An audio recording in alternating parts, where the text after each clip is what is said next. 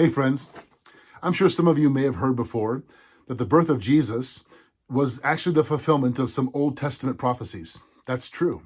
Many of the most well-known prophecies come from the prophet Isaiah, who lived over 700 years before Jesus was born. All of us know at least part of Isaiah 9 because you've heard it sung in Handel's Messiah, right? He will be called Wonderful Counselor, Mighty God, Everlasting Father, Prince of Peace. That's the same chapter, Isaiah 9, where we hear about the people living in darkness, seeing a great light. And so these are familiar prophecies to us. But actually in Isaiah 7, there's another prophecy I want to focus on. It's where we get the name Immanuel, which we sing about this time of year, O come, Immanuel. And some of us know that Immanuel means God with us. At the end of his account of the birth of Jesus, Matthew, in chapter 1, writes this: "All of this took place to fulfill what the Lord had spoken by the prophet. Behold, the virgin shall conceive and bear a son, and they shall call his name Immanuel," which means God with us. He's directly quoting Isaiah chapter 7, verse 14.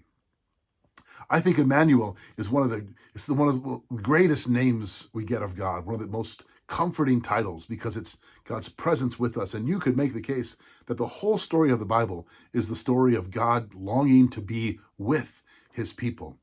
And the point is, when our sin made it impossible for us to be with God, he came to be with us. It shows us just how extreme God's love is for us, how far he was willing to go.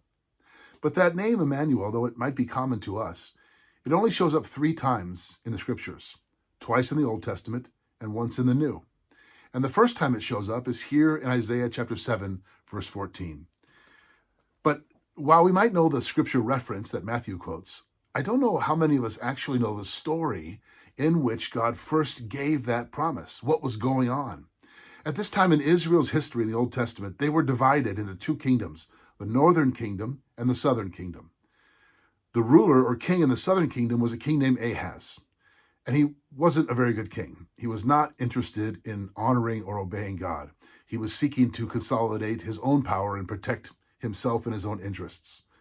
God speaks to Ahaz through the prophet Isaiah about this very thing, because what's happening at this time is that Judah in the south, the southern kingdom, is being threatened in the north by the Syrian Empire. And Ahaz wants to make an alliance with the Assyrians. I know it's confusing. He sees that this is the greatest power in the region at the time, and his only hope of survival is to align himself, become allies with the greater power, the Assyrians, against the Syrians. And God says, don't do that. God speaks to him, your hope is not in another nation or somebody else's strength. It's in me, he says.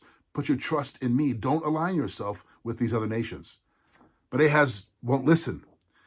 In fact, the prophet Isaiah counseled Ahaz not to join in this alliance. And he says to Ahaz, if you don't believe what I'm saying, put God to the test. In other words, test him. Ask for a sign to confirm that this is really a message from the Lord. But Ahaz refuses because he's already decided in his heart where he's going to align, where he's going to seek his hope and his trust and his security. And it's not with God. And so that's the context in which God says this. In response to Ahaz's refusal to trust God, Isaiah proclaimed, "Hear now, house of David. Is it not enough to try the patience of human beings? Will you now also try the patience of my God also? Therefore, the Lord himself will give you a sign. The virgin will be with child and give birth to a son and will call him Immanuel." Not long after that, the Syrian Empire does invade and defeats Israel, exactly as Isaiah prophesied. Many years later, the southern kingdom, the kingdom of Judah, was destroyed by Babylon and its people taken captive.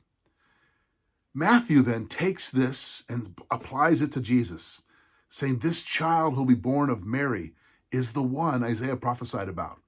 I find it fascinating that the first time we see the name Immanuel is when God's people are under threat, when they are tempted to align themselves with the powers of the world, when they're tempted to look outside of God for security, for comfort, and for peace.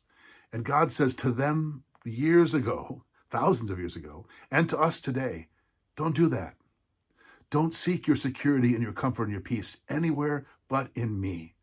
This is a sign for Israel long ago, and it's a sign for us today. The virgin was with child. She did conceive. She did bear a son, and his name is Immanuel, which means God with us. Now we know his name is Jesus, and by the way, Jesus means God saves. So Immanuel is not his proper name, it's his title. It's who Jesus is, the presence of God with us. How incredible is that? That's why Matthew says all of this took place to fulfill that singular prophecy about who this child is. This is God with us. This is how we know God is present with us. The Bible is nothing if not the story of God's persistent desire to dwell with his people. In Jesus, God would succeed in a very unique and world history life-changing way, becoming man in order to save the world, not from the outside in, but from the inside out. God with us, to rescue us, to redeem us, to restore us in our relationship with him. The birth of Christ, C.S. Lewis says, is the central event in the history of the earth. It's the very thing the whole story has been about. Friends, may you know the presence, the peace, and the power of Immanuel this Christmas.